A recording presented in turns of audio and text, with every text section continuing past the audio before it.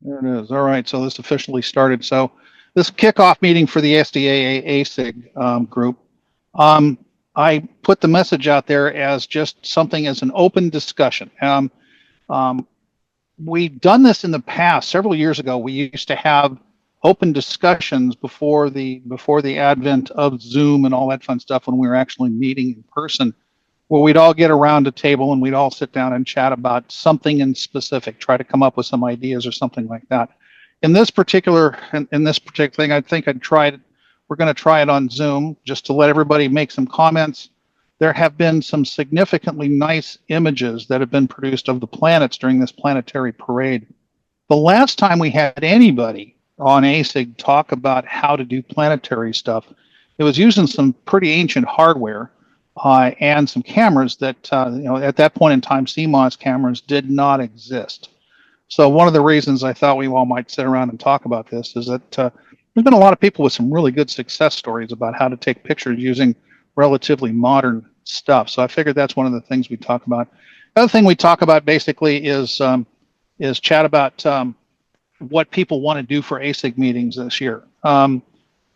There's been all a bunch of talk about what people would like to do about possibly getting, if you will, in quotes, a celebrity processor in place. And we can talk about that here in a bit. But I'd like to get some ideas from you guys as to what we can do to make ASIG, get ASIG on path to make it work for a whole lot of people. So just a quick agenda thing before we dive into it.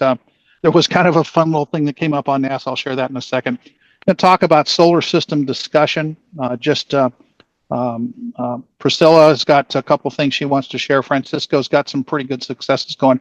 If anybody else during the discussion has some thoughts, ideas on planetary stuff, things they do, jump right in. This is just nothing particular and special. We just all want to kind of get an idea about what people are doing. And like I said, the last thing we want to talk about is get some ideas about what we're going to do for ASIG this year. Try to get together a little bit more often, do some in-person stuff, things like that. So your ideas are all great. Just want to figure out which way we want to take the group. Just for grins, I was poking around and quite literally jumped into into this, and NASA says, "Hey," they put this out and says, "Our central black hole is having a party." And that's not something I generally see out of the NASA website. So it looks like the supermassive black hole in the middle of our Sagittarius A is doing things that people have never seen before. And apparently, because James Webb is all focused on this thing, they're seeing activities that have never been seen before. And what was kind of fun is that the headline of the website basically said, "James Webb discovers our central black hole is having a party." I'm going, well, that's an interesting way to make black holes, but there's a good bit down at the link. You look at the link down here at the bottom and copy that. There's some pretty good information about what they're seeing as far as some interesting activity, and it's very unpredictable. They've seen things that are exceedingly unpredictable, and nobody knows what's going to happen. It's going to flare up, it lasts for seconds, or other flares are very bright eruptions, which come out daily. So there's even some really interesting stuff that the James Webb Telescope is looking at. So if you click on the link or copy that link, take a picture of it, it's got some really, really fun information about this black hole party.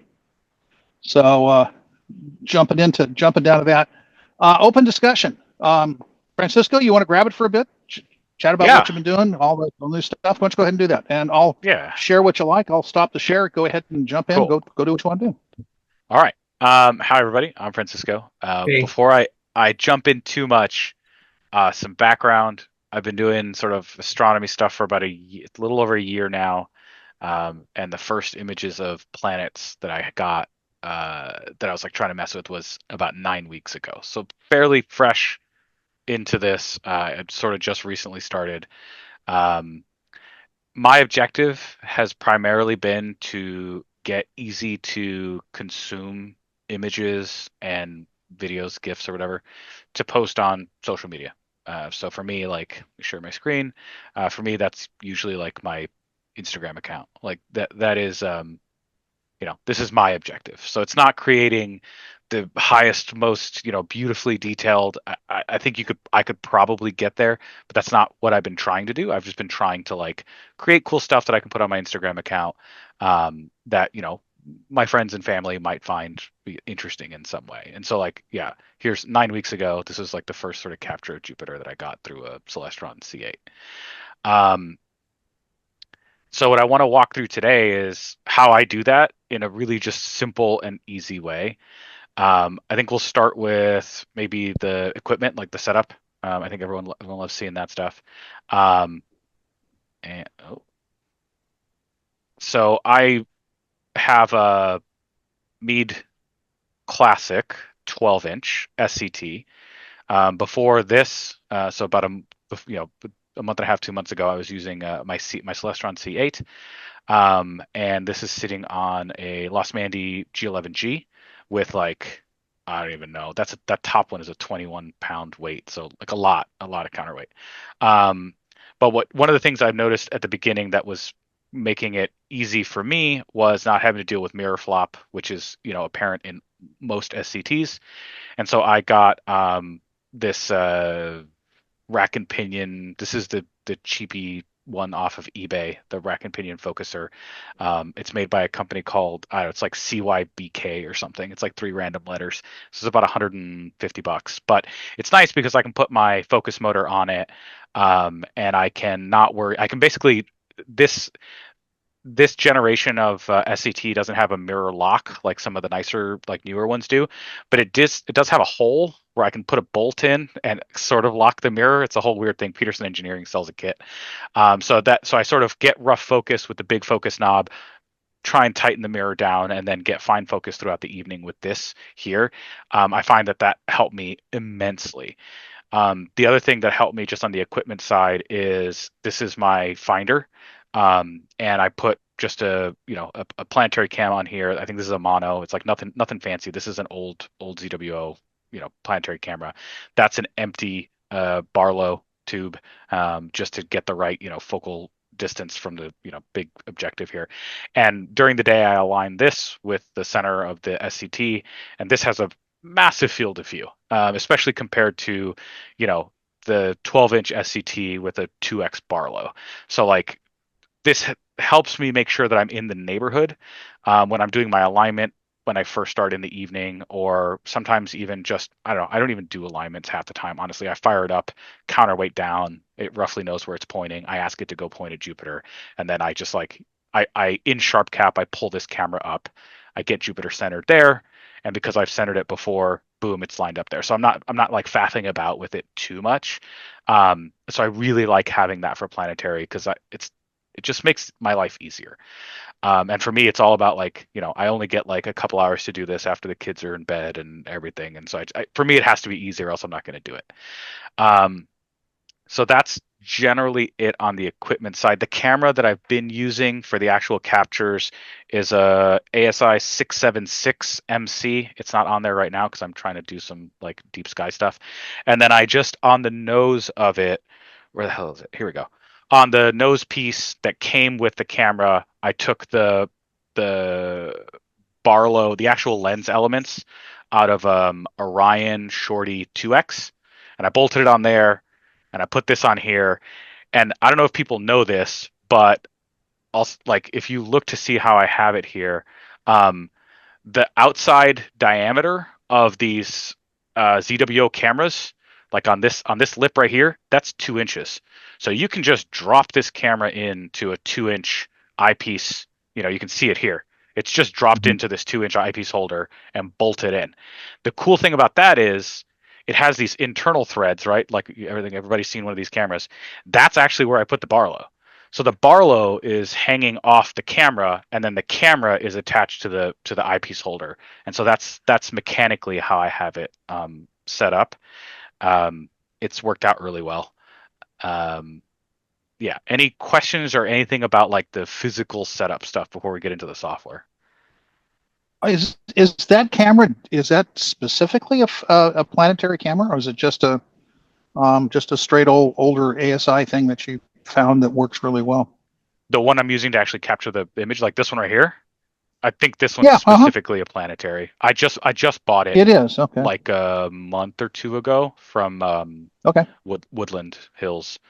So it is specifically an Astrocam. I can get up to like 120 frames per second when I'm, have a small region of the small ROI. So it is, yeah, it's pretty specific, I think. Oh, interesting. Yeah. It's as far as the pixel size goes, it's still a CMOS, so the pixels are fairly small, correct? They're little teeny ones. I think they're 2 Yeah. Okay. micron. Yeah, they're little tiny Wow. guys. So I think I'm Hmm. oversampled. What is it, like a 7x or whatever? Which I think for planetary is what a lot of people suggest. It's like between 5 and 7x. I don't remember. I use Dylan O'Donnell from the Byron Bay Observatory YouTube channel. He has this astronomy setup calculator. He's this Australian guy, and you can type in all your stuff here, and then he'll tell you like your ideal resolution and then your sampling. And from watching his videos, my understanding is for planetary, you want to be between 5x and 7x of the, oh God, what is it? It's the arc seconds to F ratio. Like there's a relationship there. Anyways, throw all your stuff in here. It'll tell you if you need to use a Barlow or not to get to this between 5 and 7x. And I can throw this link into our like groups.io or something. But this is what I generally use to get an understanding of like what the heck I'm looking at. Question. Yeah. How did you figure out the back focus so that you could get the whole thing to come into focus? The nice thing about my understanding, the nice thing about Barlows is they are not super particular about back focus. So the distance between the Barlow and the actual sensor doesn't matter as much. What changes when you move this in and out is actually the multiplication factor. So this is the nose piece off of 2x. When it's that close to the sensor, it's probably not 2x. I think based on some of the math I was doing, it's closer to 1.5, which is fine. But something about the light rays coming off of here in a parallel manner, as long as like it's not as critical, is my understanding. And then focus is achieved just through moving this in out and then moving the mirror on the SCT. Yeah. So it's different. It's really different because I've spent the last year just doing deep space, stuff like this, and like you have a flattener, and if you're plus or minus half a millimeter, your image is ruined, right? Like, and so it's for planetary, it's a very different ball game. It's all about high refresh rates, stuff like back focus doesn't seem to matter. Some of the guys are using the what's the Teleview one? It's not a Barlow, the PowerMate, and that one apparently cares even less about distance between the optical element and the chip. But like just using a cheapy little Barlow like this, apparently like the guys, what's that guy's name? Christopher Go? The good planetary guy? Chris Gow. Yep. Yeah. Mm-hmm. He just uses like a cheapy one. And I was like, well, if it's good enough for that guy, I'm never going to take an image as good as that guy. So I just, took the nose piece off and slapped it on it. One of the things I've really enjoyed, I think the most about this hobby is I'm just going to try it. Like, I might blow a night with some like crappy images, but I love spending time on cloudy nights. But sometimes I'm like, you know what? I have this and I have this. I'm going to bolt them together. I'm going to go out there. I'm going to see what happens. And it seems to be okay. So I don't think I'm having back focus issues. A lot of other issues, I'm sure, but I don't think I'm having that one. So, all right. I got a question for you, Francisco. So what's up? You said early on, you said that you don't do the alignment, star alignment. You just basically fire it up and point it because you've got your finder and your scope pretty much in line. So how does that work? How does that do when you're just tracking when you're trying to keep the planet center of your imaging, right? So I spend a lot of time doing polar alignment. Okay. That mount is polar aligned to an excellent degree, and I will check my polar alignment like twice a week, and I'm out there almost every night. If there's no clouds, I'm out there for like an hour. So it's polar aligned like an obsessive amount. I got you. Okay, that answers that. Yeah. So like the R8, oh geez, this is how you can tell I haven't been doing it a while. is it the RA, which is the one that doesn't move to track the sky. RA doesn't move. It's deck that moves, right? Deck is the one that's rotating with the planet. RA is rotating. RA is rotating. So the deck basically never has to move if you have got a really spot on polar alignment. And that's the other thing with planetary. Honestly, even if it's kind of crap, the thing is so small, and usually the chip is big, that even if it's drifting slowly, you've got like 2 minutes to like bump it back into place. So, but I don't do alignment as far as like creating the sky model within the mount so that it can accurately do go-tos. That part I care less about, but the polar alignment is critical, just so I don't have to mess with it. So, all right. Now, this next part is going to be kind of fun. I don't know if this is going to work as well as I think it's going to work. So, the software. Part of what gets me such good polar alignment is not the pole master. I have 2 freaking pole masters here. I don't know why, but there's 2. I've got, everybody's polar scope, and I've got the apps and all that stuff.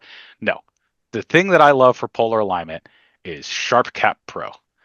And I hope everyone knows that SharpCap will do polar alignment. SharpCap Pro does polar alignment so freaking well because it uses your camera and your object, like it uses your setup as the camera, and then it'll rotate the mount 90 degrees, and then it'll give you adjustment parameters. I won't show that because I needed to have it connected to an actual thing to do that. But that's why I originally paid for SharpCap Pro, was just for polar alignment. I never used it for stacking, none of that stuff. I just read on the internet that it was the best for polar alignment, so I got it for that. Then when I started doing some planetary stuff, I was like, wait a second, there's some new feature they just introduced, this button here that says start lunar/solar/planetary live stacking, and apparently it's quite good. I think they just released this with this newest version 4.1. I don't know. I had never tried playing with it before this current planetary parade, so I didn't know. I wouldn't have noticed if it was there anyway. What I've done here is I have an old SER file. So SER is a type of video that's like almost lossless that you can capture with something like SharpCap. And you can do cool stuff with SharpCap. So what I'm doing here is I'm actually playing it back as a virtual camera. And that's how I'm going to show you guys what it is that I usually do. And so you can see there's this test camera 2 high speed. And then this is the 22 gigabyte SER file that is, it's something like 4,000 individual frames. And so what you're looking at here is a capture of Jupiter that I did a while back. This wasn't even on the 12-inch. I think this was on the 8-inch. So this is a very old file. So I'm sorry, it's like a month and a half, 2 months ago. But for me, like, this is an old file. I don't know. But you've all looked through a telescope at Jupiter or seen the capture. This is about right. I hope it's coming through in the screen share. It is. Yeah, it's jiggly. The air's crap. It's turbulent. There's probably going to be a cloud. Like, look at the shape of this moon over here. It looks like a friggin' Y. I don't know. Like, again, it's about a month and a half ago. I was just trying to figure this out. Couple of really, really quick things that I learned from just watching YouTube videos. When you're doing Jupiter, you want the histogram, so this white line, which is sort of the average of all the light, to be about 3/4 to about 80% of the way over to the right. And the way you do that is by adjusting your exposure and your gain. You'll see if I go like this, and now it's almost clipping, and you can tell just by looking at the picture, right? It's like sort of clipping. There's some like white hotspots. I think this is up for personal debate and experimentation. I would actually love to hear what other people do. I try and stick to, if the seeing is like average, I try and stick to between like 10 and 12 milliseconds for exposure. And I use the gain to pick up the difference. And so which I know introduces noise, but like, I think for me, it's easier to pick out noise and like clean that up than it is, like, because with lucky imaging, so you're trying to shoot through the atmosphere, you really want as high frames per second as possible, because you're throwing most of them away.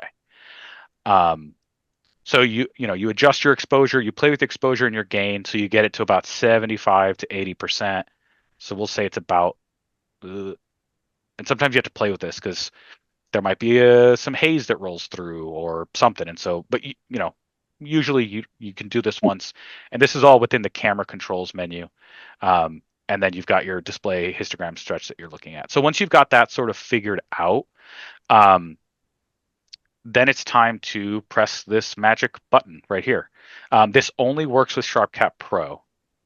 SharpCap Pro is, I think, $18 a year, which is not my favorite. I like buying software. I don't like renting it, but it is what it is. So this is my process. Again, I'm sure there's better ways to do it. So you click this button and you open this live planetary stacking / enhancement whole set of knobs and switches and buttons. Usually what I do is I'll zoom back in. So you'll notice that there's this like ROI box, and you're basically telling it like, hey, this is what I think is interesting here. So really stack this stuff. And then what I'll do is I'll go into the zoom and I'll go to like, all right, there, right? So you can sort of zoom in, you can start seeing the detail really, because I do this primarily on a iPad. And so I have to zoom in to really like see what the hell's going on. So anyways, for me, my current objective is to get GIFs. I like the moving images that are, basically a time lapse of 2 hours of this planet moving through the sky. So to do something like that, that's within this time lapse setting. So there's a time lapse tab here. You can save the time lapse to an SER, an AVI, a PNG, or individual TIFF images or WMV video, which I've only ever done SER and AVI because they're the highest quality. The time lapse interval is of what's happening on the screen. How often do you want me to take a picture? For Jupiter, I ask it to take a picture every 40 seconds. And then you'll see why that sort of makes sense. And then I ask it to reset the stack every 2 frames. So essentially what it's doing is for 45 seconds, it's stacking up, throwing away the bad frame, stacking up, trying to get this clear image. It's taking a picture. It's doing another 45 seconds, still on top of the same stack. It's taking a picture, and then it's throwing everything away. And it's starting the stack again. The reason you do that is you want to capture the rotation. You don't want the rotation to blur and like smudge all the elements that you're looking at, right? Because if you just let the stack run for 20 minutes, all of those things have moved, and it's trying to stack something that's moving like that. Like it doesn't look good. I've heard people do this as low as like 40 seconds or as high as 60 seconds, but you don't generally want more than about a minute. Before maybe a minute and a half before you reset the stack. Any questions on that front? So are you saying that you just take a minute's worth of video at a time? No, you're not even taking a video. It's stacking the frames and then taking a picture of that stack and then throwing everything away. And what you're actually getting out at the end is a flip book of those pictures of those minute stacks. Got it. Okay. All right. Yeah, I misunderstood earlier. So Francisco, so does this eliminate the need to do, well, I forget the name of that other software. I think it's WinJupos or something like that. Does this, so you don't need that because it sounds like this is kind of managing that rotation for you. Okay. So if you want a really ultra high resolution image, like some of the cool stuff you've seen by that gentleman that we mentioned earlier, Christopher Goen or whatever, you're going to use WinJupos. You're going to derotate 30 minutes of footage to try and, the feature was over here on the planet and you want to take that detail and bring it back and add it to this thing here. Like if you want a high quality image, you're going to need to learn to use WinJupos. I don't know how to use it. If on the other hand, you want something that is of this quality, let me share this instead. Like this image here, the jiggliness I'm still figuring out. But this right here came straight out of SharpCap. No post-processing. The only thing I did was run it through a GIF rotator because it was rotated 90 degrees. But this is straight out of the software. There's no WinJupos, there's no auto stacker, there's nothing. This is it. This one here, this is a single frame because I'll show you. You can sort of export single frames from its captures. This is a single frame from the capture. No other software, nothing. And again, for me, ease of use is the important thing. So if you want higher quality than this, which I think I could get with a 12-inch and the really nice camera that I have, I got to learn how to use WinJupos. I'm not there yet. Cool, interesting. Good to know. Be interesting to test it too. Oh yeah, dude, Seems to work well. if you can figure out how to use that WinJupo stuff, some of the images these guys are getting is wild. But like, where's my, like this image here, I think this is nice. It works well on a tiny phone, like it looks good on a phone. And this is all through SharpCap. Where's the actual GIFs? What size is the scope again? Some of these were shot on an 8-inch, some of these are shot on a 12-inch. Yeah. But like this one looks nice. It's not bad. I like the Mars ones. I think the Mars ones are super nice. This is a rotating GIF. Like it's hard to tell, but it is actually rotating. Mars moves slow compared to Jupiter. It's kind of weird. Mm-hmm. I don't think I ever noticed it until I was like sitting here like, wait, this is an hour? The thing doesn't even spin. Because you look at Jupiter and you're like, this is 30 minutes and the red spot's moving, from almost one side to the other. So, all right. Let me get back and show you how we actually do it though. So you've got this thing running. You told it, take a picture every 30 seconds, every 2 pictures, throw everything away. That's great, but your image looks like this because this is what a raw stack of, 30 seconds worth of whatever looks like. It's not great. So what we're going to do is, one of the first things you want to do is filter out the frames. SharpCap uses the frame contrast to determine the quality. I don't know if this is the best way to do it. This is how SharpCap does it. And it makes this nice graph. And honestly, like when I'm sitting there fucking with the focus, I can see the graph go up and down and like it gives you some information. So for this thing that's playing right now, this right here, let me show unprocessed frames. This right here. This is an analysis of the contrast of every single frame. I usually try and stick between only add the best 10% to only add the best 15% of frames to the stack, throw everything else away. I ask it to calculate the quality stats over a lot of frames. When I have this thing dialed in and Jupiter's particularly bright and I can have a really small ROI and very short exposures, I can pull in 100-something frames per second. And so if I'm throwing away 90% of them, it doesn't really matter. I'm still getting a ton of frames. So I ask it to like, hey, do the math over the last 1,300 frames and only add the best 15%. And you can see this green here is what it's adding. This is everything it's throwing away. So, okay, so you've got this set up to, let's say, the best 10%. Great. Still not the magic part. The magic part comes when you get to the sharpening and adjustments. If you've ever played with like Auto Stacker or Regis Stacks, I've tried playing with those. I'm not good at those. This is basically a dummy version, like a dumb guy version of that software. That software's got 700 levers. You got like 6. But in its defense, I'm going to pause stacking right here. This is pause stacking in time lapse. If you ever need to mess with stuff, it's a good idea to just pause it for a second. Click this button that says auto adjust brightness color. It looks a little bit better. Maybe I'd mess with it just a little bit. Dial up the saturation so that it looks cool or whatever. But what you're looking at here is the Gaussian wavelet sharpening. This is what it looks like with none of the sharpening applied. And then just like if you've used Auto Stacker or what have you, you come through and you mess with your levels. You try and pull the detail out of the image. You can see it's sort of coming in. There's a little bit better. There's a little bit better. And you can bring it in. Oh, that's too much probably. And you can sort of, oh, that's too much. You can do a little bit of the denoise if you want. Whatever. You play with it. And you can say, okay, this stack is 522 images. Doing the math, I'm pulling 100 frames per second. I'm only keeping 10 of those frames. And every 30 seconds, I'm asking it to, Like you want to sort of figure out what's that best image. You do your Gaussian wavelet sharpening to a stack that's that size. And then you just let it run after that. You go into to time lapse, you hit start time lapse.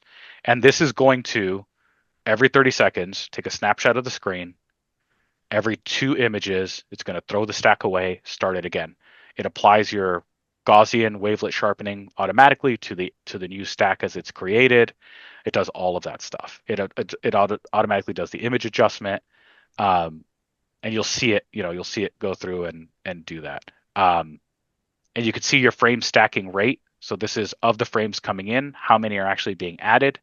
If this dips down to 0, there's a cloud, or the temperature caused your focus to go out of whack. This is what I'm usually paying attention to in the evening. It's like, all right, what is this? And you can see, warning, stacking FPS low, cloud question mark. Like, oh shoot, if I get enough of those, if I get pinged enough, then I'd be like, I got to check focus. And you can click this box here to show unprocessed frames, and it pulls the raw video back out and puts that up in front. It's still doing the stacking in the background, but now you can look at it and be like, oh, I really, you know what, I think my focus is out. Let me play with the focus. And then you can sit here and watch this frame filtering thing and watch, does the contrast go up? Does the image get better? That means your focus is probably better. And then stop fucking with it and go back and just let it keep going. And if you do that for a couple of hours, you end up with one of those GIFs like the ones that I was showing. That's pretty cool. So Francisco, okay, so you're only capturing, like you said, 10%, right? Mm-hmm. Or whatever that percentage is, right? And that's done, I assume that's done real time. So does that mean that the file size itself, it's not just growing massively out of control and you're filling up your hard drive? Yeah. So like for reference, this SCR file, which is like, I don't know, maybe a couple minutes worth of footage, is like 22 gigs. It's ridiculous. This is not what I do nowadays.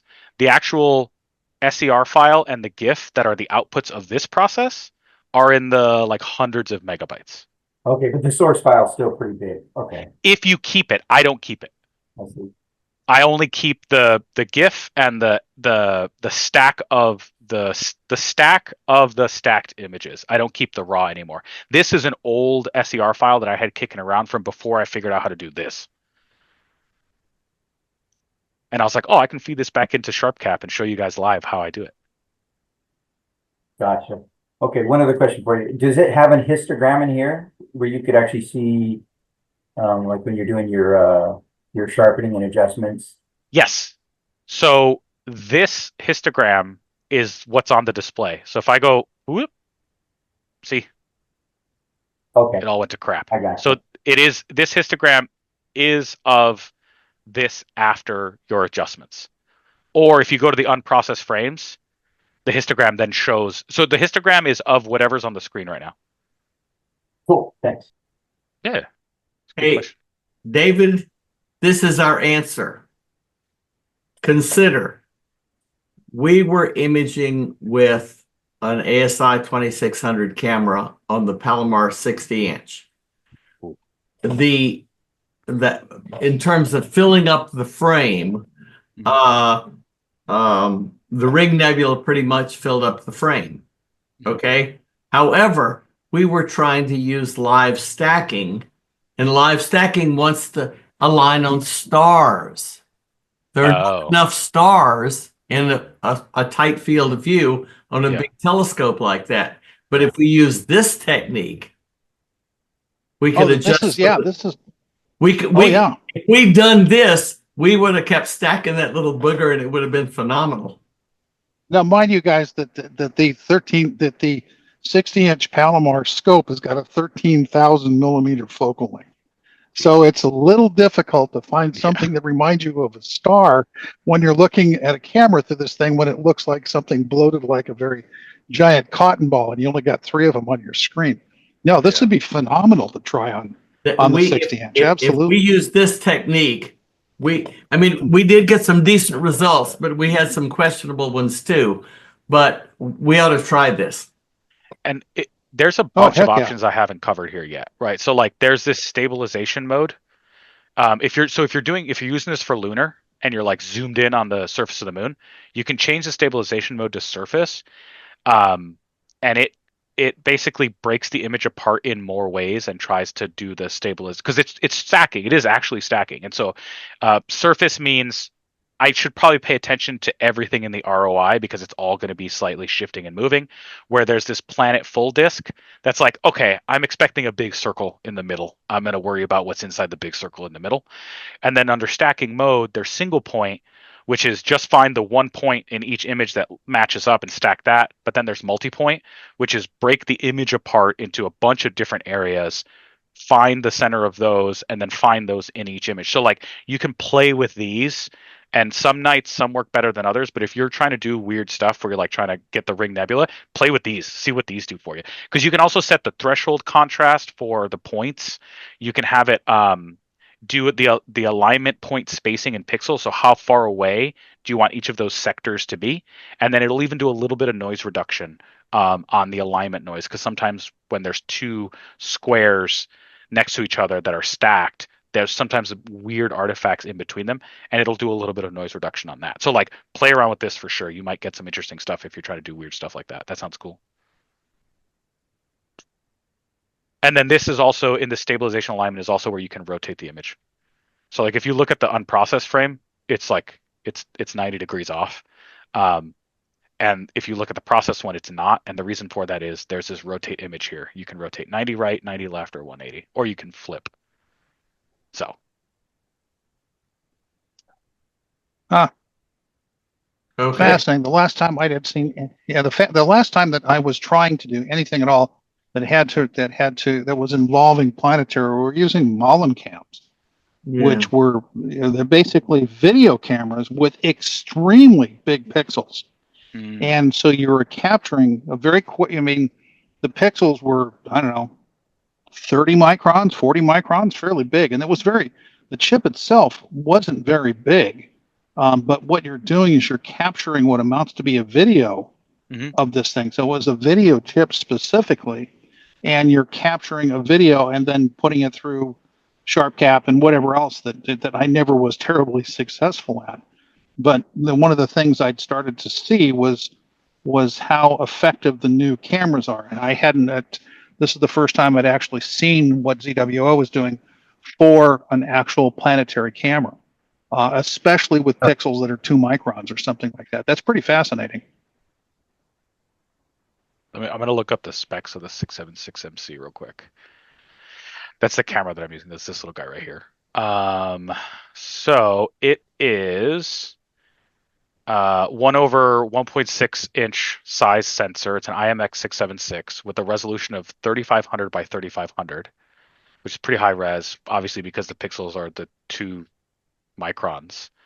At full frame, like if you're capturing the whole sensor, it'll do 31, 32 frames per second. It's got really low read noise. But yeah, when I get down to like an ROI that's the size of a planet, I can get into 100 something frames per second. And for me, what I'm noticing when I'm doing planetary, FPS is king, because you want to try and just capture that one dumb picture out of the last minute and a half where the atmosphere happened to not be a total bubbly mess. And that's worth more than trying to stack 50 other ones where everything's all jiggly and out of whack. So yeah, this is the 676MC. It's not cheap. It's like a 200 something, $300 camera. Yeah, but it's still compared to a good Mullen cam way back when, a Mullen cam was $2,000, something like that. Especially the really high sensitive one that a lot of people relied on. Kim, was it your place that we had Chris Gow over for? We actually had him in town, and he gave us a little AISIG talk. I think so. I think it was It's been a long time. Yes, it was a very long time ago, but I keep thinking it was at your house that Chris Gow was over. I think there was only 6 or 7 of us. Yes. And Chris was in town, and he gave us a talk on his stuff. And this is about the point in time where I think that he'd actually done some pretty phenomenal stuff with the Great White Spot. At one point in time, there was and this is way old, but Chris had discovered this thing called the Great White Spot, and he said, "Hey, can we use the Hubble to take a picture of the Great White Spot?" And because he was so successful at imaging with what amounted to be a 14-inch Celestron sitting in the Philippines, he basically said, "Yeah, sure, why not? Let's use the Hubble to take a picture of this thing." But yeah, it was pretty fascinating. And I'm pretty sure it was at Ken's house that we were doing this. It wasn't very many of us, but it was pretty fun to sit down and listen to him talk about how this stuff all worked. Yeah, Chris Go is a good personal friend of Jose's. Nice. Yes. He sees him all the time. They meet up at all the big events whenever they can. Yeah, it's amazing. He's quite And heavy. that would be that. Oh yes, yes. I'm pretty sure that's how he ended up in San Diego having our little AISIG meeting. Like I said, I'm pretty sure it was at Ken's house. It might have been someplace else, but I distinctly remember Ken's dogs wandering around and getting in the way and all that fun stuff when he had a couple of Shelties wandering around. Yeah, but if we're gonna try this, we need to get Francisco up there because he'll know how to work the software. We may not have that much time to experiment. Let's do it. Well, unless they give us a free night on the 60, which is kind of hard. It's pretty rare. Yeah. Pretty rare. Well, I'm down. Since they have to take the SEDS machine off, the science machine off, and give us so you can bolt your 2600 on there. Yeah. So they just get a 2-inch. Well, 2-inch. I can do that. I can go from there. I can't go from. Nice. But this is the key on how we do it. We really were flummoxed last time. We got some good results and everything, but it was hit or miss. And again, the live stacking, it just wouldn't work because we didn't have enough stars in the field. That makes sense. At least you guys think we're kidding. Yeah. Here. But there you go. Here is the night on the P60, and we actually have the telescope pointed at Pluto. We said it was late night. It was, I don't know, 2 o'clock in the morning or something stupid like that. We said, hey, let's take the 60 and point it at Pluto just to see what happens. But what happened? That's cool. We didn't see Pluto, but it was always it was always fun to screw around. But if you'll notice right here in this particular shot, we were actually doing live stacking. So doing something like this in the back of the P60 would be pretty fascinating. We just got to let Andy give us another night or two to screw around with the thing. We've got it set up so we can actually get a camera. We've kind of dialed this in so we can actually put Ken's camera, an ASI 2600 Pro, on the back of this thing. I can get it wired in, set up, and the video streaming in less than 40 minutes. Nice. It's taken a couple of times to get the wiring down, but we've got it all dialed down so that once we get access to the 60, we can actually get it set up pretty quick for imaging. Someplace in here, I've got a picture of this scope with this little tiny ASI camera bolted to its ass end, and you kind of look at this and go, "Really?" You go, "Yeah, really. That's what it is." So, anyway. Dave, what Francisco described here is like light years ahead of what we were doing 3 or 4 years ago with SharpCap. Absolutely. Stuff. EA stuff was all just straight live stacking. We had lots of controls on live stacking so that we could produce stuff in 5 to 10 minutes. But this is much, much more sophisticated and targeting the planetary stuff. So thanks, Francisco. It's good stuff. Yeah. This is definitely one of the reasons. Yeah, this was one of the reasons I wanted to get back into it, because I'd seen some really interesting stuff happening with using new stuff. And the new stuff is new cameras and new processing techniques and things like that. This is much farther along than what we tried 3 or 4 years ago, which a lot of it was somewhat frustrating to actually get going. This looks pretty straightforward. Dude, I've tried. I have, the reason I have these friggin' 20, 30 gigabyte SCR files is because I tried doing it through Registax and AutoStackered and WinJupo. I had all that stuff on my computer. I just couldn't get the dang thing to work. And so I weaponized my laziness, and I was like, there's got to be a better way to do this. And I found the button, and I was like, yeah, that's a good button. I like this button. Let's go. But honestly, with the equipment I have, I could probably be doing much higher quality, and I want to eventually. But for just what I want right now, which is to show my fiance a really cool picture of Jupiter, this is why I was outside for the last hour. I'm good. This is exactly what I need. So perfect for me. So I have a quick question then on the when you your ROI, I'm sure, is like you said, is really small. So you're dealing with small files size. Do you upscale those at all at the end before you post, or so when you're okay? So they're just Yeah, like that picture you're seeing, the one I put in the chat right here of Mars. yeah. That's just straight out of the machine. There's no drizzling, no doubling, none of that stuff. I don't know how to do it. I'm sure I could. I bet there's like a cool thing. I don't know how to do that. Sorry, I have a way of doing things so I could just show for a couple minutes real quick. Oh, sure. Absolutely. Yep, go. That's what this is about. Yep. My super simple setup, it's just a 10-inch Thomsonian reflector Orion. I've got a ZWO autofocuser and a camera. I think it's either a 183 or a 385, one of those two, but it's a planetary made for planets. And then just I think it's a 10 by 50 or something, right angle viewfinder. So that's, very super simple setup, a little hand control. And then I use a laptop with fire capture on it.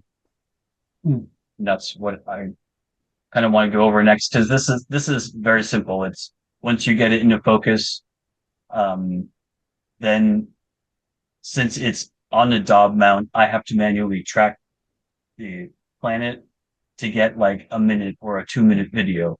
But there's a trick that I use in Fire Capture that kind of helps to do that, and so I don't have to have a mount just yet.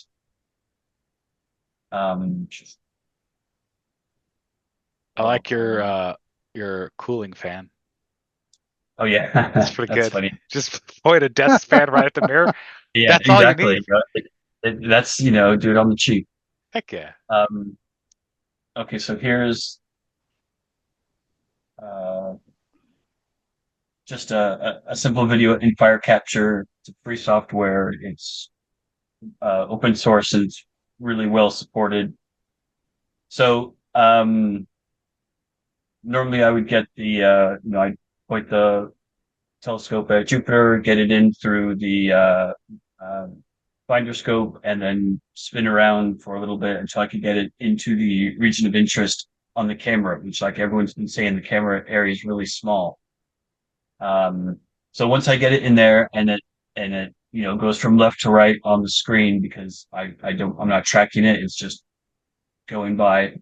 I'll try and get, like what Francisco said earlier, get your histograms at like 75 to 80%. I found that there's a physical gain on your camera and then like the software enhanced gain. So I looked up what it was for the ZWO camera that I had, and it was supposed to be like 130 or something for the gain. So I set the gain at like the camera's physical limit, because I equate it to like when you take a camera and you got like a 3 times telephoto lens and then a 50 times digital zoom. The telephoto lens brings out nice and crisp because of the optics. But then the digital zoom, I think, kind of makes more into it. So for me, if I keep the gain at the physical limit of the chip and I play with the exposure time, that's how I'm able to get the histogram in the 80-85%. At least what are your typical exposure times with that technique on like any given night for Jupiter? It depends on if I can catch it and I can do things, but I usually go about 2.5 minutes, 3 minutes. No. Sorry, you're like, what do you set the exposure to? Like how many milliseconds? Oh no. Oh geez. To get you to that 80 on the histogram. You just got to play around and slide with it. I forget what I have it at. Okay. I got a dummy video. Yeah. I could look up on one of my pictures when I show them and see. But yeah, really, like I said, I think getting the physical gain of your chip to what the manufacturer says, leaving it there, and then just your exposure, it seems to work. So then yeah, after that you just process. So that would be capturing. Just let it record for like a minute, and then as it goes across the screen, it's going to go out of the field of view. So I'll click pause on the record and then shift the telescope over so it starts coming back from the left side of the screen, going to the right. And as soon as it gets into the middle of the screen and gets tracked by the fire capture software, then I'll hit unpause. So I can get about 2 minutes without a lot of herky jerkiness, and I can get it to where there's not a lot of black space that it's recording extra stuff. So I can get like maybe 60 frames a second because I keep it really kind of tight. Fire capture does the like track with ROI, basically like where if you have a small ROI, it'll move that to keep the thing in the middle. Yeah, it can do that. Cool. And if you have a mount, it's even better because it'll keep it dead center and the mount will do its thing and the software will keep it together. What's the focal length you're usually shooting at? Like, so what is that, a 10-inch job? Yeah, it's a 10-inch job. So it's like, I don't know, what, 1200 something or other maybe. Cool. I mean, it's a super simple setup, but then I want to show you what some of the pictures. So here's some of the photos that I've gotten from it. Can you see it? Yes, now we see it. Okay. Nice. Pretty good.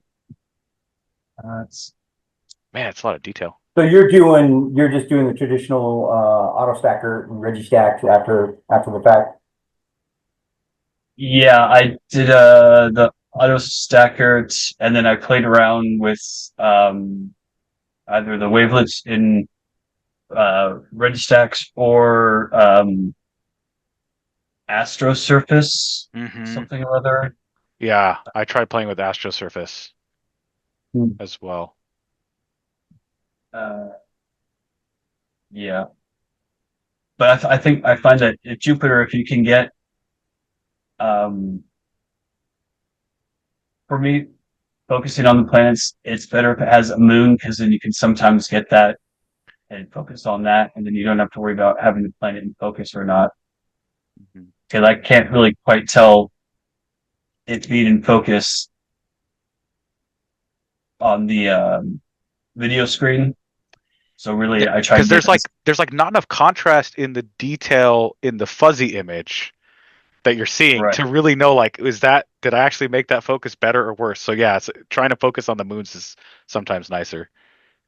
Oh man, that's good. I got a super good one of Jupiter. I'll just end it with that one. Mars is awesome because it's so bright. You can just like have the shortest exposures ever. It's great. That's what I like. Oh. So yeah, just simple setup, but can you throw that into the chat? Yeah, I want to see what that looks like without the compression. Sorry. The only fancy thing that I use, not fancy thing, is I use the camera and then 2.5 times power mate. So that's I think the quality of the optics does help to a certain extent. So yeah.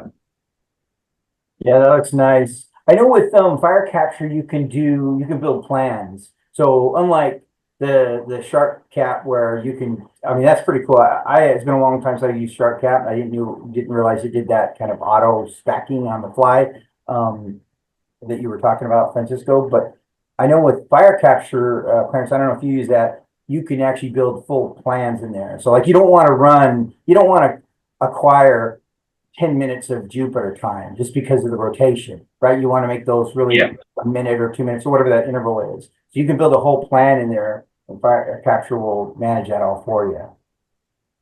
Oh yeah, that'd be great. It's just I'm the one who's got to be stooped over, bending, following it manually. Once I get a mount, that thing is going to be good. Clarence, I was wondering, have you ever, so there's someone in the club, his name is Craig, and he has a mount for his 10-inch, and it looks like it's actually pretty easy to build. I was thinking of trying to do that for mine. Have you thought about like doing a mount for your Dob? Yeah, I'd like to do that. Because these things are super simple and you can tell that they do well. Yeah. And if it could mount that would track, you really only need 3 minutes and you're going to get yourself a picture that'll, really Yeah. surprise.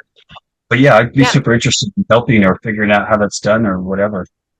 Well, I don't know if you go to any outreach events, but Craig goes to a lot of them, and you should take a look at, like, the design looks pretty simple. And I mean, it has to be precise, of course, but it can track for like an hour. And something else like he has on his, because I'm totally copying him, he has a pie finder, which it's, so that's like another aid to help him make sure that this mount is tracking accurately, because as it strays from 0, it's like okay, it's straying too much from the object, and so then he can like move it back a little bit if when he needs to. Right. So it's a Wow. I'm so excited to think about using a planetary camera in a Dob, because that's my favorite telescope right now, and I can't quite decide how to get into the super cool astrophotography stuff, because everyone you ask how to get started tells you something different. So that's a super thanks. I really thanks for sharing that, because that's like, oh, I'm like, oh, I could put a planetary camera in my Dob. That's a really exciting thought. Yeah, it's very, I don't want to say low cost, but it's very simple. Just keep it super Yeah. simple, and you'll Yeah, that's enjoy it. awesome. Yeah. Dave, do you want me to go now? Sure. Clarence All is right. done. Anybody All else right. got questions for Clarence? I want to maybe on the next one. I want to see your process for auto stackered and all those other things, because I don't know what to do with all those levers. There's too many buttons.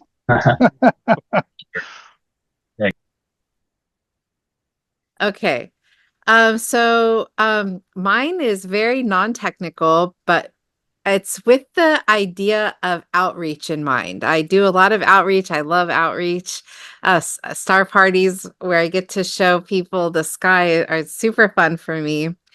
And what I have found is that people always are trying to take pictures with their cell phone through the eyepiece, or they're trying to take pictures of the sky. And on the news for the planetary parade this weekend, there's been a lot of talk. So I have a feeling that there will be a lot of public interest this weekend, as long as the clouds stay away, to get some of those planetary pictures. Now, with the cell phone through the eyepiece, it's really hard to get planet pictures because they're so bright. But something that I have been showing people at star parties that they seem to really like, because they get to take this picture home, and it gets people super excited. So I'm gonna show you guys. Let's see. I just want to do my screen. Share. Oh shoot. Okay. Sorry, I forgot to allow permission. 1 second. Okay.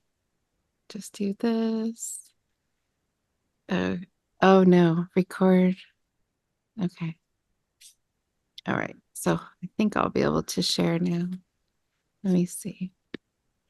Would like to record. Okay. All right. Here we go. Why won't it just let me do my screen? Okay. Anyway. Okay. All right. So let me see. Okay. All right. Let me make this big. Okay. So here is this picture I just took with my cell phone on a tripod. And it's super fun to show people this, because with their cell phones, they can get a picture of, we have Jupiter here. We have Mars over here. And then we have Orion here. And we have the Pleiades right here, and Betelgeuse right here. And and this is just with a cell phone and a tripod. So I think I'm going to be showing a lot of people this weekend. Obviously, when you're doing this with a cell phone and a tripod, you can't see all the cool colors on Jupiter and and Mars and stuff, but it's still super fun, I think, to show people. So I'll show you guys. If you guys are interested, I'll show you. It's very simple. I have to reshare one sec. Like how what I show people at star parties is let me just get this full screen. Is how to do this on their phones. And so it's super easy. And if I don't know, Francisco, you said you have kids and stuff. I've found kids really like this because kids have phones now for some reason. And like to show like, hey, like it's a good way to get all kinds of people into the hobby, to just show them, hey, on your cell phone, when you open up your camera, you just select this triangle guy, click on your moon, and as soon as the phone senses that it's on a tripod, it will let you keep the shutter open for like 30 seconds. If it's not on a tripod, it won't let you. Interesting. And then once you have your picture, you click this edit button, and then it allows you to play with exposure and brilliance, noise. There's all kinds of settings that you can use to bring the stars out more.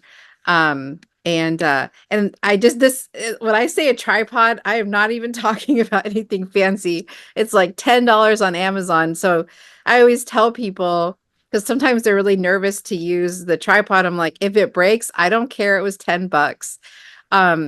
But it's just really fun to show people this. They get really excited.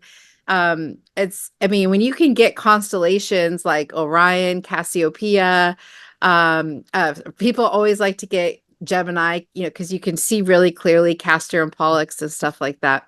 People get really excited, and it's a fun thing to show people how to do, to keep them excited about the hobby and keep them coming out to events and hopefully joining the club. And so that's what I wanted to share. That's all from me. Yeah, cell phones will do really wild stuff. Like I'm gonna throw a Yeah. picture into chat. If it'll send it. There we go. That was taken with my telephone. I mean, okay, I was on the top of Haleakala, the very, very dark site, but that's a 30-second Wow, yeah. exposure. Yep. And I didn't have a tripod. I put it on the roof of the rental car against Oh the yeah, roof that'll rail. work. And I Yep. use on my watch, I can like adjust the exposure and stuff. And so as soon as you get that dark mode, and this is specific for iPhones, what we're talking about. Mhm. I'm sure there's some version for Android devices. I only know that what she was showing and what this was shot on iPhone. But yeah, you can get some I'm not showing a I'm not showing a share. Did I miss something? It's in the chat. It's in the chat. Sorry. Oh, it's in the chat. There it is. Got it. Super Okay. nice. Yeah. Thanks. That's my little William Optics. Yeah, That was my rig I took up there to the top of the mountain. But like, Wow. that's a crazy picture for a telephone. Yeah. Yeah. That's awesome. So I totally support everyone. Yeah, if you've got like really I think you got a galaxy in there. I think so. Yeah. Yeah, that definitely Up in like looks the top left. Yep. That's awesome. But yeah, if you've got a telephone that was built in the last like, I don't know, 5 years, like an iPhone, it'll do this night mode stuff, and it's kind of cool. Yeah. And like, so I was up there with my fiance. Actually, that was where I proposed to her, was like 30 minutes after taking that picture. And I'm there with like thousands of dollars worth of equipment, trying to take pictures of the Pleiades is what I was really trying to get while I was up there. And she had just as much fun with her iPhone doing the same thing. she had the little, like, she has this little thing that clips onto the back of her phone it's like a pop socket or something, so you can hold it. It's like a little magnet mount thing, and she was using that as her little tripod. She just had it pointed, because you point, or whatever, like somehow up against. I don't know how the heck she was doing it, but I was like, "Oh, look at this picture of the Pleiades I just took," and she's like, "Yeah, well, look at mine," and she was taking these amazing pictures. I was like, "Yeah, this is good. We were both having fun." But yeah, I think for outreach stuff, like, just be like, "All right, everyone, get your cell phone out." Yeah.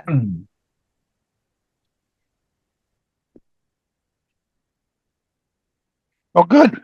Questions, other comments? I mean, this has been great. Yeah, we're The information is just really well. I mean, just from the aspect of, at least from my point of view, like I said, the last time I played around with this, we were using video cameras. And the fact that you can now get a CMOS camera that'll spit subframing at 100 frames a second is pretty nuts. That's really, really cool. Okay, just real quick, moving on. Anybody else got something they want to share or talk about? Anything along that line? I have two quick questions, just general questions for anybody, actually. So when it comes to imaging and seeing, like, do folks have a kind of a rule of thumb how they measure seeing, or how they, what is your folks' general rule around seeing, where you're like, okay, forget it. It seems too bad. I'm not even going to attempt this tonight, right? So that's my first question. And all I'm looking for is just any kind of general guidance on that, right? No pun intended. And then the second question being, like, if you think about San Diego versus the rest of the world, like, is there do folks have any kind of general knowledge on how well San Diego is from for imaging, planetary or imaging just in general, right, compared to other places in the world? Dan, you want to take a shot So at that? I want to take a crack at your first question about seeing, and I'm sure that I'm actually really interested to hear other people's answers. I'm lucky enough to have a backyard. It's tiny, and my visible part of the night sky is like this big. So I get to leave and I have a very understanding fiance. So I get to leave my equipment set up basically all the time. And even a bad night of seeing is better than a good night of working, or what's that, like a bad day of fishing is better than a good day of working. I sort of treat it like that. For me, it's just an opportunity to like not think about all the other stupid things in my life, and I get to like go out there and do this thing. The way I judge seeing is I actually have two rigs in the backyard. I've got the big chunky one that we were looking at, and then I've got a much smaller one that I use for deep sky, and I can tell how good seeing is by how good the guiding is on that one. And so if I can get, like, if the guiding is showing, 0.5, 0.6 arc seconds, I'm like, ooh, it's a good night. I should probably capture more of the planetary stuff. As opposed to, like, sometimes I'll just have it running in the background. But if the guiding on my deep sky rig is like an arc second or more, I'm like, oh geez, none of the data I'm going to collect tonight is going to be worth it. But I still want the practice of fiddling with the lever, and does it rotate 90 degrees, and how does the focus, and do I want the mirror pointed towards the back or the front when I'm doing the SCT. So like that's when I'll do like testing on equipment. So I basically, if there's no clouds, I'm out there. But what do you guys do? That makes sense. Dan, you got a shot at this? No, I'm still thinking about that. No, At about your the age, that piece. could take a while. Yeah, don't worry. Seeing wise, we have fairly good seeing, especially with a small refractor. I mean, seeing is not too much of a problem with a 4-inch refractor, which is what I use. Seeing is hell when we go up to Palomar with a 60-inch, because that telescope's capable of phenomenal resolution, but we need sub-arc second seeing to achieve it. So I don't know. I kind of take what I get and beat it up with Blur Exterminator. Okay. Typically, Yeah. one of the things that was done several years ago, Jeff Herman, he's the other observatory operator for Tarot. His son did a couple of studies for science projects, and one of the things that he did was to take and sample the skies at TDS and come up with the, if you will, the most ideal aperture to image with. And typically we're getting anywhere between 1.45 to 1.9 arc seconds per pixel at TDS on a decent night, something along that line. It turns out that that's about the perfect sky for a 10-inch for a 10-inch telescope, specifically for a 10-inch SET. So typically, if you're looking at 1800 millimeters or something like that, he kind of calculated and went to science fair and said, this is a good scope for TDS, which was about a 10-inch SET. That was many years ago, but the seeing has remained relatively stable at TDS for quite a while. That hasn't changed. Thank you, Tijuana and Mexicali, we're starting to see some pretty decent light domes, but the seeing is actually pretty good. And I think Dave, and you can make a comment on this, going straight overhead, we still got some pretty good skies straight overhead at TDS. Yeah. I'll double down on that. I've done some testing, just imaging in the Julian area, on several different years, just to try some things. I keep a sky quality meter, and I take very careful notes about what the seeing and what the meter reads and what the clarity of the sky is. And I am convinced that most of the time, TDS, if you're looking high in the sky, not near the horizon, if you're up high near the zenith, it will at least be the equal of what we found in Julian. And Julian's another maybe 1,000 feet higher elevation, but I would not be convinced to drive to Julian to get better seeing if my target is high in the sky. Now, if I'm down, 30 degrees, TDS starts to have some trouble because of the light dome, et cetera. But if you're up at, 35, 40 degrees or higher, I think you're going to find that TDS is still pretty competitive. Yeah, that's a good point then, right? So obviously planetary, we don't need to go out to remote skies for planetary, right? They're so bright. You can do them through your backyard. Yep. But it's not a brightness issue. We'll get back to. I was going to say it's not a brightness issue with the planets. We'll get back to that. Right, exactly. It's the elevation for me, right? So I don't know. I typically don't image unless it's above 30 degrees. Sometimes I think that's not. I should be a little bit more conservative and go 40 degrees or something, just because as night goes on, it goes up higher for whatever reason. I think the data is better, right? And I think that's statistically probably makes sense. Yeah, I just physically, because of where my gear is, I think I get between, what is that, like 60 degrees from that side and like 60 degrees from this side. So I literally just get a cone, which forces it to just be during the best part, right? So like I can do Jupiter right now. Actually, Jupiter's probably already outside of my view, and Mars probably just came into my view. But what I notice makes the biggest difference for planetary is the what is classically known as seeing, or the atmospheric stability. So if I walk outside and the stars are twinkling in almost any shape, I'm like, it's going to be an okay night. But you'll walk out sometimes and you'll see there's very little to no twinkle in the stars right next to where the planets are. Like, look where the planet is. And that should tell you basically all you need to know. The planets will never really twinkle. I don't think I've seen the planets twinkle. But if the stars are twinkling, yeah, you're not going to get good data. Yeah, that's kind of what I do. But how many degrees up is a planet when you're imaging from your backyard? Dude, straight up. Oh, it's just okay. Well, they're not always going to be straight up, though, right? I know. That's what I'm saying. I've only been doing planetary imaging for the last month and a half. And the last month and a half, they're straight up. So I don't know what you're talking about. Having to shoot into the to the horizon. I've never done that. And I'm forgetting the name, and I'm sure somebody will remind me. It's the ZWO has the ADC. ADC, thank you. So I do use that, but that's just another thing to manage.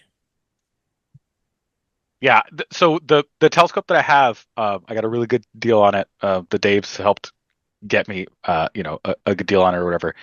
But the reason that I wanted it so badly right now is this is probably the best time for planetary for quite some time. And the 12-inch SCT, it's not going to be, it's it's going to be a pain in the ass to use any other time of the year, except for right now when the planets are coming right over my backyard and I get to image them. And so that's why I was really excited to get the 12-inch SCT, because right now it's just such a good time to go collect specifically Jupiter and Mars, because during reasonable times of the evening, they're directly overhead. Yeah, Francisco, I was going to say, anytime the seeing gets bad, you can always do science. And actually, for photometry, if you're doing differential photometry, it's kind of helpful to have the scope a little bit out of focus, as long as you can get a field of view and you get comp stars. So it's like seeing is not a big deal for that. Spectroscopy is not a big deal on the image on the data itself. The problem with bad seeing is it makes guiding hard. Yeah. And I'm using an off-axis guider, and I have to have that target star on a slit that's 23 microns wide. And if it drifts just the slightest bit, it moves off that slit, and I lose photons. The good part is if it's drifting back and forth across that slit, every time I do that, while I'm capturing data, I'm capturing more data, more photons, and I can process that the same way. It doesn't actually damage or inhibit the quality of the spectra. So there's lots of science stuff that can be done without a lot of expensive equipment. And anyway, just a little pitch there. That's something I've been doing in La Mesa here for a long time. You should do a presentation on that. Oh, well, I'll pull up. Yeah, he's going to do that. He already said that would be fun. I did hear that at the beginning of the meeting. I have that on recording. He said that would. By the way, Gary Hawkins, I think, did do one on photometry, didn't he? Yes, he did. Yep. Maybe was that a program meeting or was that an AISIG meeting? I can't remember. It was an AISIG meeting. I probably have it's probably recorded. No, I think it was a program meeting. I remember he was in Italy. Oh, okay. Remember he was in Italy. We had to move it because he was going to take a test he had to go to Rome to take a test in Italian. He was trying to get a citizenship ticket. And there was the time shift. He was very interesting. You're talking about Steve Shore. Steve Shore, I'm sorry. Yeah, Steve Shore is the head of the spectroscopy division for AAVSO, and he's a professor in Italy, and he is one of he really knows his stuff. He says he doesn't use any packaged software because he's not sure what's under the hood. He writes everything in Python code for every project he does. And says it's more direct because he knows exactly what he's doing. Nice. And he is really good. He looks like a real geeky, weird guy, but I tell you, I've heard his presentations, and Steve Shore. He gets in the nitty gritty very fast, and brings some real clarity to what we're doing. Yeah, hey, good. If Priscilla's still there, she's not there. Oh, she's there. Yep. You're still there. Hey, Priscilla, next time I go over to the Woods' house in Ramona for imaging, you want to come? Oh, yeah. Oh, yeah. I really, I saw, Dave, on your slide, you were maybe thinking like a beginner's night would be fun. I would really like that. So yeah, the more setups I can see, the better. I've been fortunate that so many people have shown me how they're set up. And I saw a lot at Nightfall, but oh man, there's a lot of different paths to explore, and I'm not even I sometimes feel I don't know where to start. So yes, please, Ken. Yeah, sure. Yeah. Actually, my daughter wants to come do it too. So yay, awesome. The three of us. It would be fun to do like I don't know. You guys are probably doing these at TDS. I've only ever been to TDS during the day, which is hilarious. But it would be fun to do like a imaging night type of thing. Mostly like to see everyone's gear and setup, like just everyone's set up. Let's all try and shoot the same target or something and see what happens. I don't know. Photo shoot off. But member nights are kind of unofficial. Like everyone has their setups, and people are really glad to talk about them. So you got to get out there until they get buried. Until they get buried in their computers. At yes, 10:30 or 11 o'clock at night. That's true. Yeah. As soon as the sun goes down, all the socializing ends. Everybody goes to all the imagers go to their computers. Yeah, that's true. Pretty much.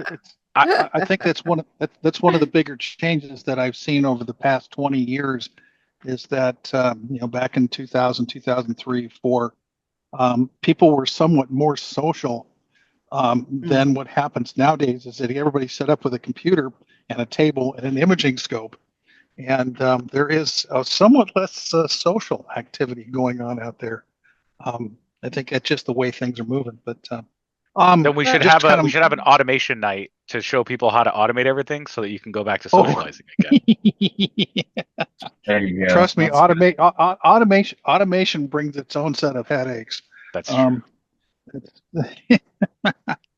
Anyway, just I don't want to pull it all night. First thing is, is this a good format for AISIG as far as having open discussions like this? Is this something that people enjoy? Yeah. Yeah. Yeah, definitely. Yes. Yeah. Okay. We'll try to do something a little bit more. Try to pick out subjects. And realistically, guys, if you're not a member of the AISIG IO group, please send a request for an invite. I'll get you up on the list. Ideas like this are really good. If you think of a topic that you see that would be really good as far as a shared idea, please let me know, because we can go ahead and set these discussion sessions up really easy. This is the first one we've tried over Zoom. We've had these in the past, way past. I don't want to get how long ago, but we've done these kind of discussion sessions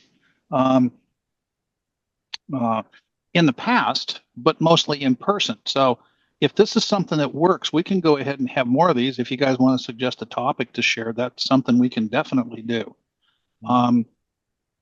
As far as beginning sessions, in the past, we've set up telescopes. I live in a cul-de-sac in Scripps Ranch and I'm quite literally the only house in the cul-de-sac.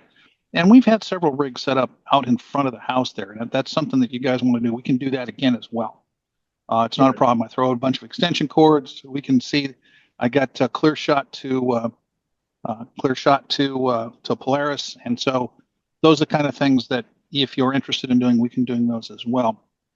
I like that selfishly, Dave, because I'm all the way up in Oceanside near Camp Pendleton. So that's one of the reasons I don't go to TDS. That's like 2.5, 3 hours. It's such a long drive. I like your house. Your house is at a good spot. So actually, I think that's a fantastic future topic. So part of the reason why I do astronomy or astrophotography is because I don't always go in my backyard. I love getting out. TDS is awesome, but I also like to take Milky Way and just time lapses, and TDS is not sitting at the pad there. The view is always the same. So I actually trek out to Anza Borrego, and I'll just go boondocking out there, and I'll just sit out there and start by myself. And so I'm always interested in hearing where people are going when they go out to their dark remote spots, right? Because I'm up for adventure and trying something different, right? So that might be an interesting topic in the future, just to hear where people. That's very easy to do. Thanks, Gary. Thanks for the recommendation. That's something we could very easily do, which is something, alternate imaging sites throughout San Diego or something like that. That'd be fascinating. Yeah, be really interested to hear. Yeah. A couple of years ago, I'm sorry. Go ahead. No, go ahead, Ken. Go ahead. Okay, a couple of things we've done that we did, like the imaging contest. We pick an object, and everybody, a couple of months later, we've all imaged it. And we share our processing techniques. That's always very instructive. And I tell you, another thing is, I really like to look at people's bad pictures and see, what's wrong with this? What do we learn from? This is really pinched optics. This is really something else. Is this that's fascinating stuff. That's a good idea. So I see a question in the chat too about I think it's from Melissa. Yeah, it's looking at astrophotography courses. Woo. Courses. At Lowell does an astrophotography course? Oh, man. Interesting. That's Yeah, awesome. it's like a 2 hour. I didn't get to take it, but it looks like you're there in person and they show you all the steps and then you leave with two images at the end. Through their 17-inch PlaneWave CDK. That would be cool. Nice. Yeah. So it Wow. looks like just looking at it, it looks like they're training you. Let's see, using our 17-inch should be taking imaging two different objects. Oh, okay. That's certainly something. So that's something we can certainly look into. Because we could use tarot, for instance, to target to do some targeting. So one evening we can set up and do a target on tarot, and let tarot do its imaging thing, and then following that we could all take those objects and as a group Across. run through the stacking, run through all of that stuff. That would be something really straightforward and very easy to do. Not a problem if that's something people are interested in doing. That'd be a good idea. Yeah, definitely. Definitely. Okay. As far as processing, more people out as far as learning new tricks and stuff for processing. I think the bigger question is how many people are following, the Masters of PixInsight or Adam Block or something like that, or are people doing that on a basis, or how are you learning your processing? Adam Block. Yeah, mine's is DIY. I've never actually used PixInsight in my life. Same. Yeah. use So, Cyril. I Well, use you'll- yeah, I use APP. Oh, okay. So if we had a night, if one of our meetings was set up to, call it a meeting night of other than Pix, would it be good to? So I see Clarence grinning. It's Other than so text processing, would it there be you go. good to have? Yes, other than Pix, call it the evening other than Pix. Uh, Would that be other than Pix? Would that be relatively? Would that be something interesting for everybody just to see what else is out there? Because obviously, at one point in time, the software of choice was Photoshop with what they call Fitz Liberator on it. yeah. And then all of a sudden, these clowns from Spain came over and said, "Oh no, you want to use PixInsight." And from that point on, the world has been clobbered by Pix. But it might be really a fun night to see what other people are using. Is that something you guys want to be interested in? That'd be I see good. heads bobbing up and down. Yeah. Okay. And I'll tell you, rather than Adam Block or Warren Keller, and they might charge a lot, and maybe that is not quite cost effective. Stu Foreman. Oh yeah. It's Stu back. I mean, you just watch him process something, and he's very skilled, but he's a good explainer, and he's Yes. quick. Yep. I can bend Stu's arm. That's pretty easy. Dave, you got some thoughts, Mr. Decker? I always have thoughts. Sometimes they're monsters from the id. Most of you in the room probably don't know what monsters from the id is. Explain it to them, Dave. Very, very old movies. Yeah. No, my passion right now, besides, unfortunately, I haven't been able to do much outreach. My administrative duties have taken me away from that for a while. But beyond that, I really am interested in science. The opportunity for science right now for amateurs is incredible. Yeah. For a lot of reasons. There are many retired astrophysicists or postdocs, each into their career, who are still interested in capturing information and data to do serious research, but they have no funding or no points, whatever, to get time on big observatories. So that's one issue. Another issue is technology has really vastly improved in the last decade or so, in all of the things we need to do science from your backyard. The software is great. And there are pro-am collaborations springing up all over the place. I'm involved in 2 or 3 of those right now, where we have astronomers all around the world, all basically amateurs. But in the group, you will find postdocs. You'll find somebody like Brian Schiff from Lowell. You'll find the guys from AAVSO who are the professors. They're in the room. They're doing stuff, and they need data. So we are in a situation where we can produce usable scientific data with a $2,000 or $3,000 rig in your backyard, either photometrically or spectroscopically, and it's good stuff. So when you're rubbing shoulders with these guys in these meetings, you're seeing what they are doing to produce good data, and then we're seeing how the professionals process it. So it's that's, to me, it's an exciting field, especially my degree is in math, so I'm interested in mathematics in general, and this is a good applied version of mathematics. So, I'm really enjoying that. And I think we'll do something, Dave, probably but maybe something out of the red dwarf group, or a flare star thing. Maybe we could do it on TCRB, except that's getting beat up pretty good. But yeah, there's lots of things we can do.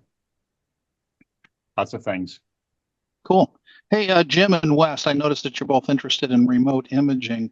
As far as remote, you guys, looks like you guys have remote imaging rigs in places that are not San Diego. Is that what I'm getting here?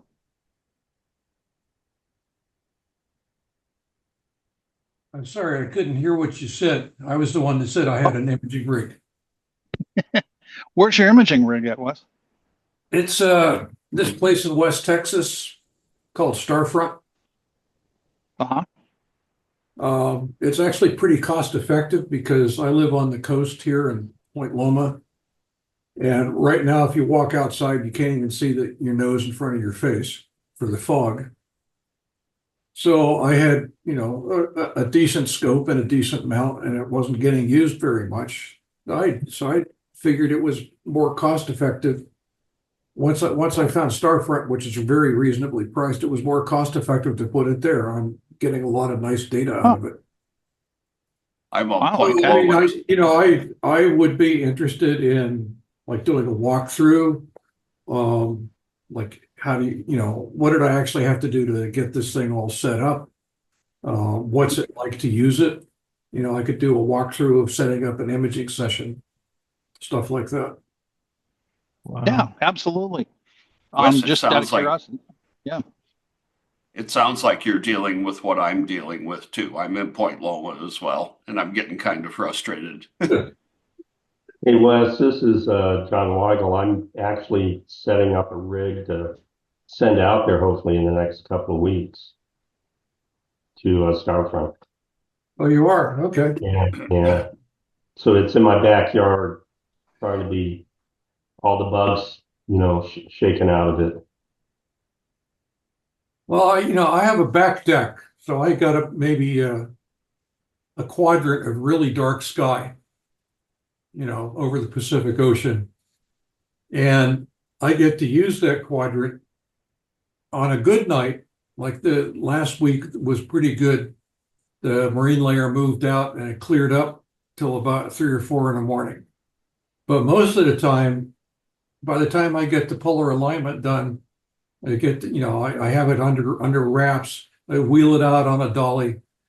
By the time I get the polar alignment done, the marine layer's already moved in, So I got tired of doing that. And now, if it's cloudy there, it's cloudy. If it's clear there, it's usually clear all night. So I usually get maybe 8 hours of imaging time per night. And it's just really wonderful. I don't have to drag stuff out and put stuff away. I don't have to repeatedly do polar alignment. I just set stuff up and go. So, I mean, if you're interested in doing it, I could show you what I did. Absolutely. I can show you the software that I use. Couple results. Actually, do you want to see something? I'll show you a first light if you want. Sure, go fire away. I gotta find it, but anyway.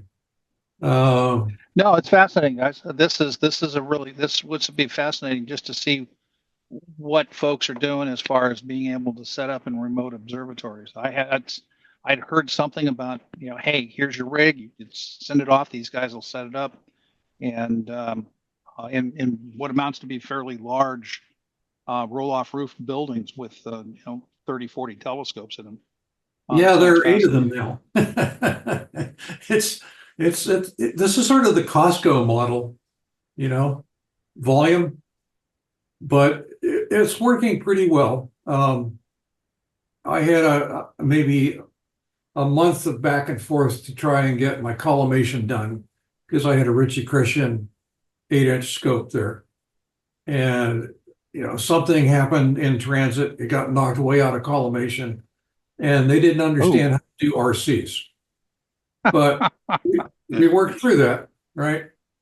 We worked through that, and now I'm getting on clear nights I'm getting HFRs that are below 2 all the time. Wow. Narrowband, broadband. It's really it's really nice to have autofocus that always works. It's really nice to be able to compute focus offsets. It's just so worth it to me. Also my wife and I have health issues. I can't really get out that much anymore. Uh-huh. All right, let me show you Thor's helmet that I just did. So I got to figure out. Can I share just a file, or do I have to share my? Of course. Oh, here, I'll just do this. Point done. Go ahead. All yours.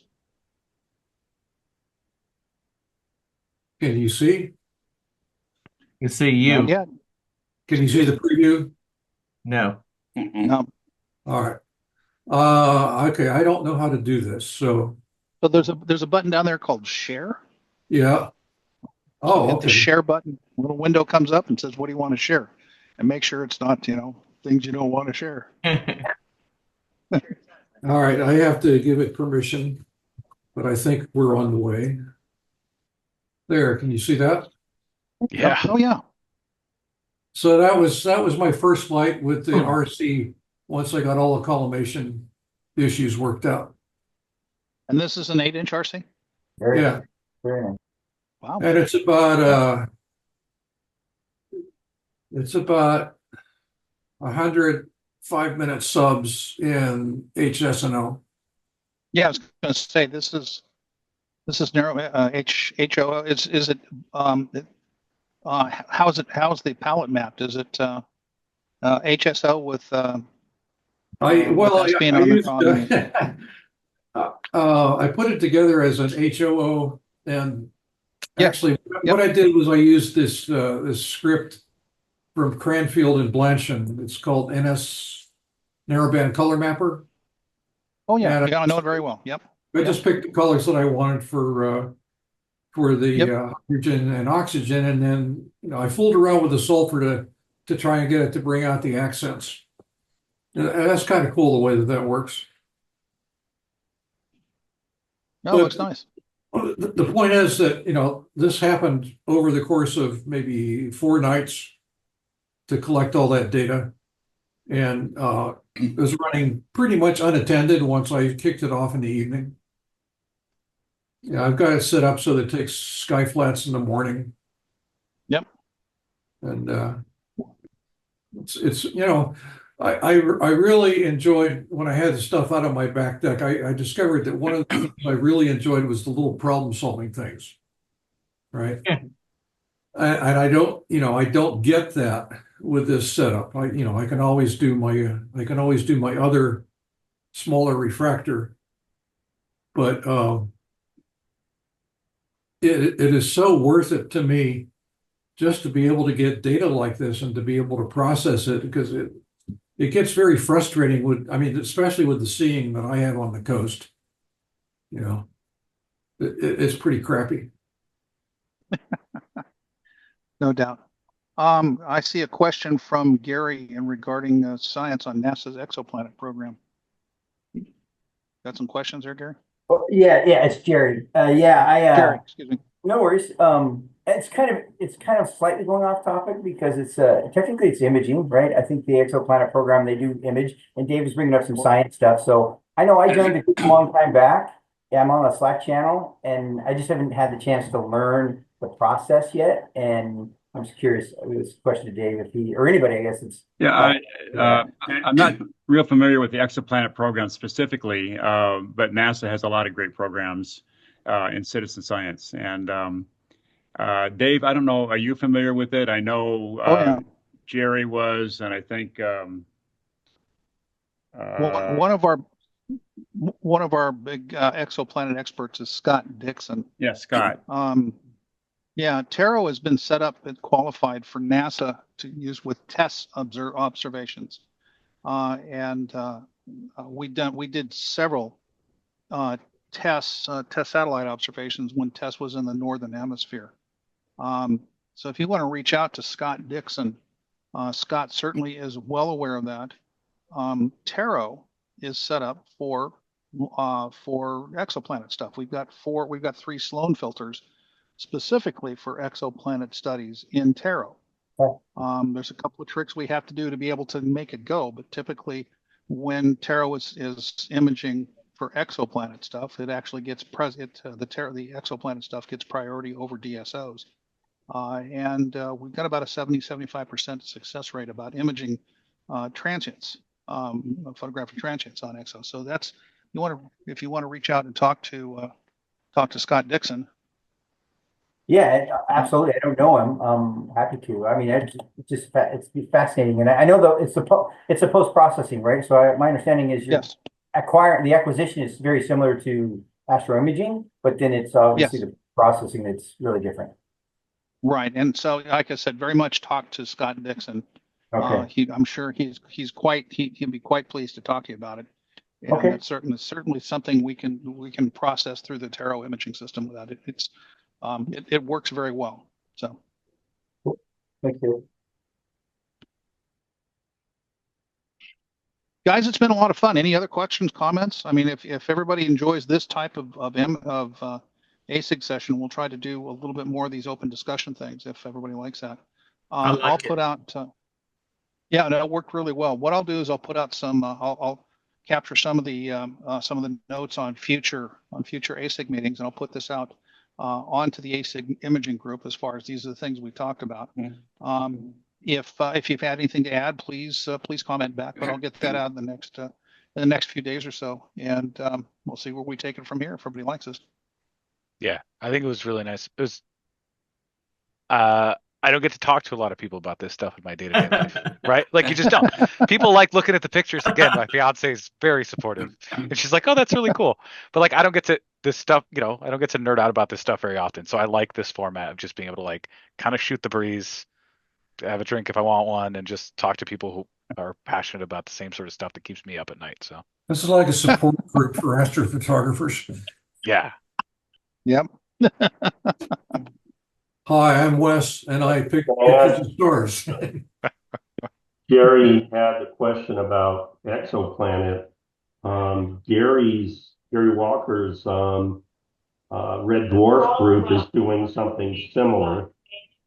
And so, I mean, if that's something that you're interested in doing, Jerry, definitely could touch base with Gary, because I started doing that, and he has bi-weekly meetings Tuesdays to kind of discuss, both photometric and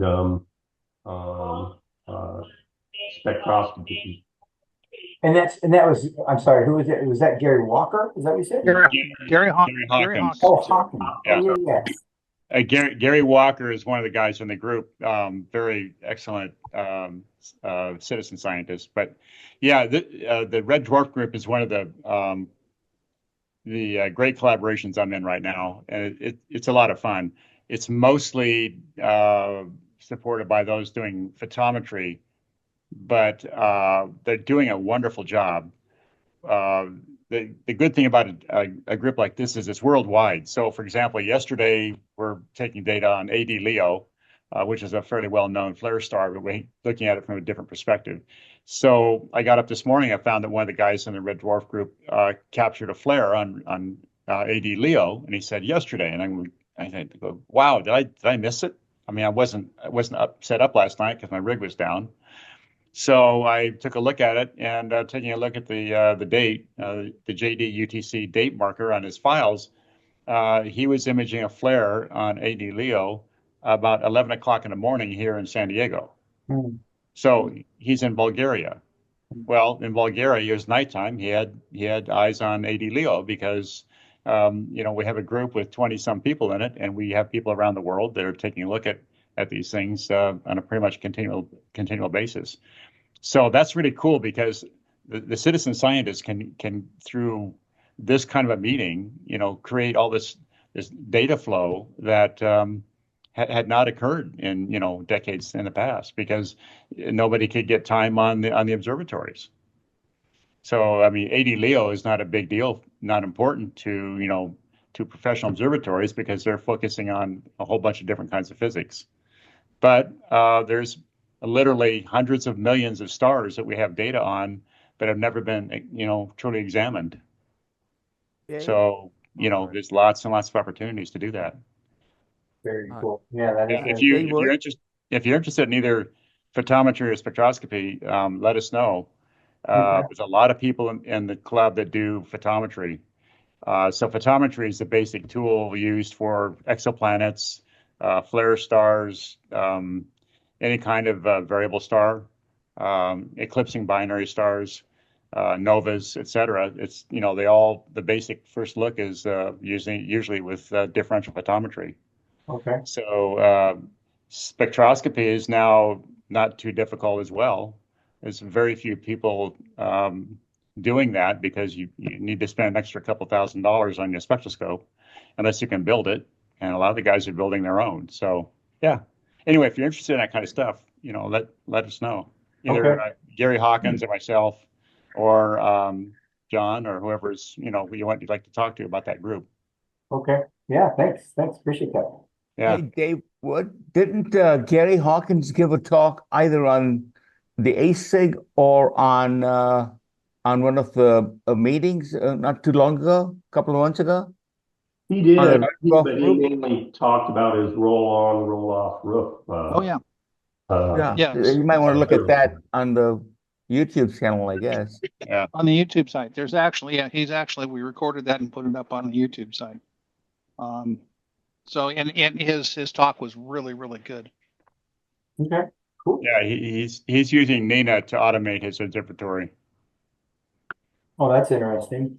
He's done pretty well. He doesn't like to spend money, so he's an old systems engineer. So he buys Arduino chips and and Raspberry Pis and stuff and sticks it all together and makes everything work.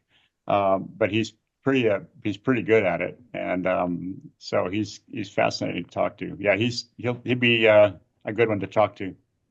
Okay. All right, everyone. Everybody got their questions answered and they're fill of scotch this evening. It's a good thing. Yeah. All right, everybody. Thanks for joining the meeting. Very much appreciated. I'll put out some info as far as what we'll plan for the next year, as far as the next several months, as far as AISIG meetings. Again, if there's anything that comes to mind, feel free to either post it on the group or send your ideas or thoughts to AISIG@SDAA.org, and that'll find my inbox. Always open to suggestions on what people want to see and things like that. All right. Yeah. Thank you, Dave. Thank you. Thanks, everyone. Thank you. All right, guys. Have a pleasant evening, everybody. See ya. See ya.